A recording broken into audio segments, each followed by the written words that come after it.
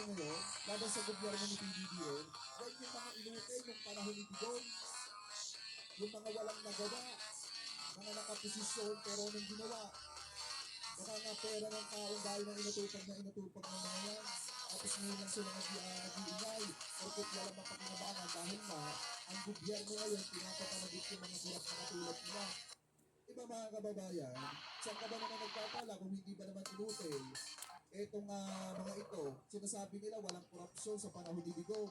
Eh mismong si Duterte na ang nagsabi, tatalamak ang korupsyon sa DPWH nung panahon ni Digong. Mismong pinunong na yung Ghost Project, yung racket ng mga taga-DPWH. Kaya nga mga kababayan, yung mga yan na nag-iingay ngayon, yan yung mga inutil sa panahon ni Digong. Diba, mga walang nagawa, mga tahimik lang. Tapos ngayon lang nila inilalabas kasi nga, wala gusto lang nila magpasikat kasi may balak na tumakbo. May balak na maging politiko pagdating ng 2028. Kung hindi naman, at nanalo si Sara Duterte, halimbawa, magkakaposisyon sila sa gobyerno. Yan yung target nila dyan. At saka kung walang basihan, kung walang basis, etong sinasabi, etong aligasyon kay Sara Duterte, bakit galit na galit? Etong mga kaalyado ni Sara Duterte kay Madriaga. Ito, pakinggan natin ha. Madriaga, talagang palit ng administrasyon.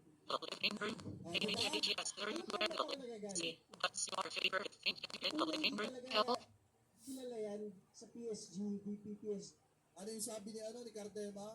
Ano ka, PI ka, Madriaga, pag nagpalit talaga ng administrasyon. Kulang na lang sabihin, mga kababayan na pag nagpalit talaga ng administrasyon, diba? Kulang na lang sabihin na gano'n. Sa security dito ng Pangulong Duterte at Vice President Sara Duterte. Ang dami nagkakit sa amin sa Duterte Youth Party List. Sasabihin nyo, hindi namin kakilala yan. Puro opisyal. Dahil PMA at PPS, hindi namin nakilala yan o kahit kailan. Yung kahit sa isang picture yan, nakatabi na solo si Vice President, yan yung inauguration ni Ma'am, na isang lipong taga Davao Agents ang nagpa-picture sa kanya isa-isa. Yun lang yun. Ang pangalawa, talagang ang Duterte Youth Party List, nakakuha ng pinakamalaking boto ng ating mga pulis at sundalo. Gusto lang ipaabot ng ating mga pulis at sundalo na hindi man lang namin naging kasama yan kahit private sa armed forces, kahit patrolman sa PNP. Huwag yan sabihin, hindi nyo nga kasi makakasama yan.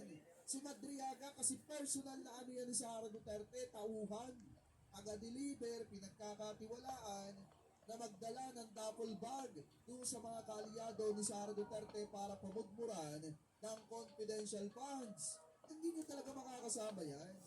Kasi si Sara Duterte lang naman at si Madriaga at si dating Pangulong Rodrigo Duterte nagkakaintindihan. Siyempre, hindi ka naman party nun, labas ka na doon. Nakuha yung claims niya sa buhay dahil kalokohan. Alam, ito talaga mga palamunin ng taong bayan, ang iingay, no? Kung panahon ni Duterte, mga palamunin lang ng taong bayan. Ng lahat ng security agencies ng ating bansa, Mr. Madriaga. Makikita nyo mga kababayan, kung walang basihan, yung impeachment na isinampa kay Sara Duterte na idinagtag yung mga testimonya, ito pong si Madriaga, bakit gigil na gigil? Ito mga kaalyado ni Sara Duterte at may pabanta pa. Ito, ulitin natin yung unang parte. Ina mo, Madriaga, talaga nagpalit ng administrasyon. Ayan mga kababayan, kung walang basihan, yung impeachment laban kay Sara Duterte, bakit ganyan katindi ang galit ng mga kaalyado ni Sara? Kasi totoo, alam nila pwedeng sumabit si Sara Duterte sa mga aligasyon ni Ramil Madriaga. Di ba pwede talaga siyang ma-impeach mga kababayan once na mapatunayan na totoo ang sinasabi nito pong si Ramil Madriaga. Kaya nga ako mga kababayan, sa totoo lang, sabi ko nga po sa inyo, wala akong pakialam kung ma-impeach o hindi si Sara Duterte. Ang gusto ko lang mangyari dyan, makita yung bank account ni Sara Duterte at mapatunayan kung may katotohanan ba yung sinasabi na tumatanggap siya ng pera galing po sa masama. Diba? Yan yung gusto nating makita. Wala na tayong pakialam doon sa yung mga ebidensya. Makita lang natin, okay na tayo doon. Kasi taong bayan naman po humusga niyan Kung karapat-dapat pa ba siya tumakbo at manalo sa 2028, o o hindi na?